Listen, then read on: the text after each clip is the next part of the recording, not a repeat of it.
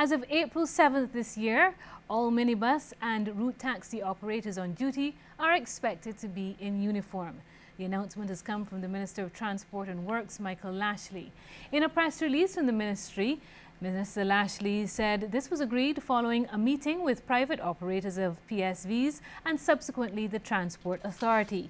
That authority has been mandated by government to enforce the policy for the use of uniforms for the minibuses and route taxi drivers and conductors. Minister Lashley notes that the purpose of the uniform is to create an improved public image and a new brand for operators. He adds, the way business is conducted by minibus and route taxi operators needs to change, and a new business approach must embrace a customer-focused perspective. This, according to him, is the first step in the right direction with the implementation of a formal dress code. In addition, Minister Lashley says Operation Take Back, which started on March 4th, has been an initial success. In other news, tourism officials have welcomed news that the German airline Condor is to add a third winter flight to Barbados this year. That flight is to commence in November. Currently, Condor conducts 2 flights into the island during the winter on Thursdays and on Mondays. Chairman of the Barbados Tourism Authority, Adrian Elcock, says the new flight came after much negotiation. He says it'll add to the island's tourism numbers, and he provided some insight into the new flight on the sidelines of the world's leading travel showcase taking place in Germany. That third flight will be partners with our brothers and sisters in the Spice Island, Grenada. So that will create a triangle whereby you have a flight. Barbados has a flight with St. Lucia. It has a flight with Tobago, and now we're adding Grenada. Condor spoke to us about the opportunity with Grenada, and they knew that we wanted the third flight, and we proved that we can fill a flight. Grenada is obviously in its infancy, and they'll do quite well, I'm sure. And we'll be there to hold their hands and make sure that flight is successful for both of us. Mr. Elcock is optimistic that with the success of these flights, more will be added for both the summer and the winter season. I believe that very quickly we'll be in a position where you can see 4 flights coming out in the winter and 2 flights in the summer, because the amount of investment that we'll have to put out will warrant that level of aggression in the marketplace. In addition, you know, Condor is owned by Thomas Cook and part of the Thomas Cook family, and we were very pleased to launch our Thomas Cook service from Manchester in November 2013, and that's been performing incredibly. It's a year-round service, Manchester to Barbados, with stops in St. Lucia and Antigua along the way. Government has set within its view a mission to ensure that a significant number of the local workforce is at a standard of international certification within the next 3 years. This from Anderson Lowe, the manager of competency-based training, which was set up by government as part of its human resource development strategy for the country. Mr. Lowe says through the advancements made since the inception of the World Skills Competition, government appears on course to achieve that objective. He made the comment yesterday at the Samuel Jackman Prescott Polytechnic, moments before a motorcade was to launch a week of activities highlighting the World Skills Competition. We are hoping to align basically the skills of the institutions with the requirements of employers, and the fund is set up to fund those training requirements in terms of employers submitting proposals, working with training institutions, developing the needs and the critical skills that our workforce needs now and into the future.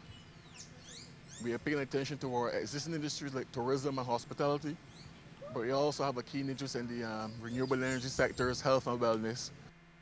Mr. Lowe adds that the aim is to ensure that moving forward, there is no shortage of skilled personnel to fill any vacancy required within the country.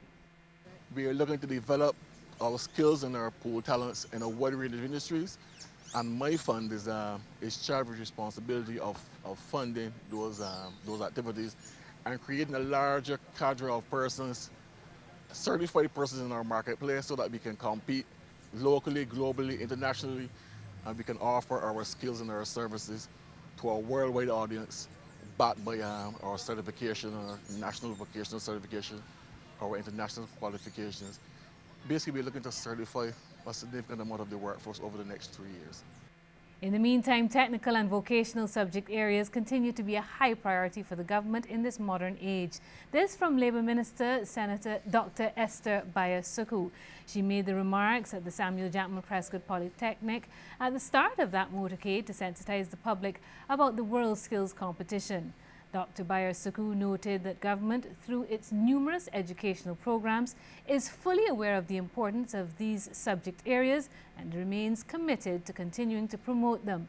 She says they're critical to the progress and development of government's strategic plans. She also noted that the success of this World Skills program now and in the future will call for a change in attitude of Barbadians towards these subject areas. We are hoping to better that this year with a few more medals and including some goals. We would like to be able to do that. But it means a lot for our students as well. It validates the technical and vocational education and training, which is one of the things we are trying to do as well, because we know that in shaping our workforce and in improving productivity in Barbados, it is not just about academia. It's not just about the science subjects that you learn at school. It's not just about a university degree, but technical and vocational education and training is where a lot of our workforce is at, and we need to improve their skills and their attitudes as well. And the Executive Director of the TVET Council, Henderson Eastman, says the pool of skilled persons in Barbados is phenomenal, and he believes the country has what it takes to go all the way to the top in the World Skills Competition. We are hoping that this World Skills Competition can grow as we seek to improve the standards of technical and vocational education and training in the country to move to world standards. There is a World Skills International that we hope one day, probably within the next 5 years, to be able to send participants to. Sad news now, former BLP stalwart and Cabinet Minister Lionel Craig is dead.